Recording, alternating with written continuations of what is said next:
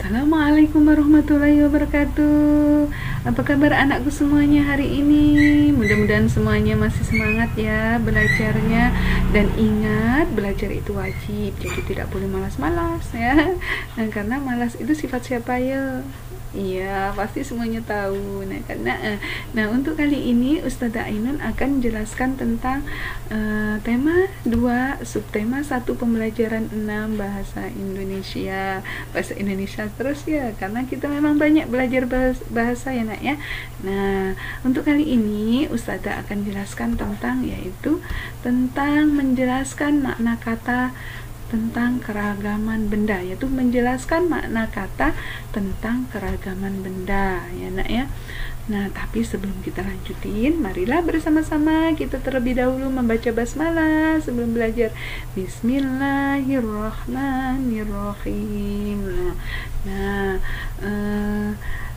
Sebelum kita jelaskan juga lebih lanjut ya, tentang menjelaskan makna kata tentang keragaman benda, seperti biasa juga Ustazah akan bacakan terlebih dahulu, yaitu firman Allah yang artinya, inilah kitab yang diturunkan kepadamu Muhammad, maka janganlah engkau sesak dada karenanya, agar engkau memberi peringatan dengan kitab itu dan menjadi pelajaran bagi orang yang beriman. Quran Surah Al-A'raf ayat 2. Maksudnya di sini Allah udah turunkan Al-Quran kepada Nabi Muhammad. Jadi Allah mengatakan janganlah Rasul kita itu merasa sedih atau sesak dada, maksudnya bingung ya, karena melihat umatnya, kemudian melihat umat yang lain yang masih durhaka kepada Allah ya nak ya. Dengan kitab, maka Allah memberikan petunjuk bahwa dengan kitab atau peringatan juga dengan kitabnya, kitab Al-Quran dalam hal ini sudah dijelaskan keseluruhannya ya nak ya. Jadi hanya orang beriman yang mau memahami Al-Quran dan mentadaburinya, kemudian merefleksikannya ke dalam kehidupan sehari-hari, bahwa barang siapa yang mengakui adanya kitab Al-Quran, maka dia tidak akan merasa enggan untuk membaca ataupun mentadaburinya ya nah. Karena Al-Quran itu sebenar-benarnya petunjuk yang udah diberikan Allah ya nah ya. Siapa yang sudah murajaah hari ini? Alhamdulillah semuanya udah murajaah ya. Ustazah senang sekali ya. Nah, boleh dilanjutkan nak? Boleh, alhamdulillah. Yuk kita lanjutkan. Selanjutnya adalah kita belajar yaitu tentang contoh teks dan mencari kosakata tentang ciri-ciri benda dan artinya. Jadi teks ini kita baca dulu, baru kita akan mencari kosakata tentang ciri-ciri benda dan artinya ya nak ya. Nah, di sini judul dari teksnya adalah wujud benda. Di sekitar kita terdapat banyak sekali benda ya, banyak sekali benda nih ya. Kemudian berdasarkan wujudnya, benda dapat dikelompokkan menjadi 3. Berdasarkan wujudnya ya, ada benda cair karena bersifat seperti air.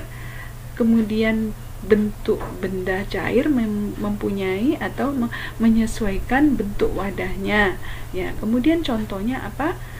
Kecap, minyak goreng, dan sampo. Jadi dari wujudnya itu ada 3, yaitu benda cair ya, seperti air ya. Kemudian bentuk benda cairnya yaitu menyesuaikan wadahnya. Jadi kalau dalam gelas ya seperti gelas, dalam teko ya seperti teko ya, seperti itu. Kemudian ini ada contoh dari benda cair yaitu kecap, minyak goreng, dan sampo. Semuanya kan cair tapi agak kenyal-kenyal gitu ya, kental-kental dikit kan gitu ya. Kemudian ada benda padat karena memiliki bentuk dan ukuran yang tetap, dan benda padat berubah bentuk jika mendapatkan perlakuan tertentu ya, seperti udah dirubah menjadi meja, menjadi kursi, tempat tidur, dan lain-lain ya nak ya. Kemudian contoh di sini itu tali rafia digunting. Jadi tali rafia tadinya masih utuh ya, kita gunting, nah kan berubah bentuk, tidak panjang lagi, tidak tebal lagi, biasa kita suir-suir kan. Nah gitu. Terus kemudian kertas yang disobek, Nah, kertas tadi kan pertamanya kan lembaran, terus setelah kita sobek-sobek menjadi kecil-kecil, berarti dia berubah bentuk. Jadi sesuai perlakuan, maksudnya sesuai yang kita lakukan ya nak ya.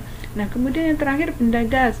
Benda gas memiliki bentuk dan ukuran sesuai wadahnya ya, seperti tabung gas itu seperti wadahnya, atau di dalam balon ya seperti balon ya. Contohnya gas pada balon dan udara dalam ban. Nah, seperti dalam ban mobil, ban motor, ban sepeda, pasti udaranya kan lingkar juga di dalamnya ya nak ya. Nah, seperti itu. Nah, terus artinya ya, makna kata yang ditemukan dari teks yang tadi ya memiliki arti apa ya?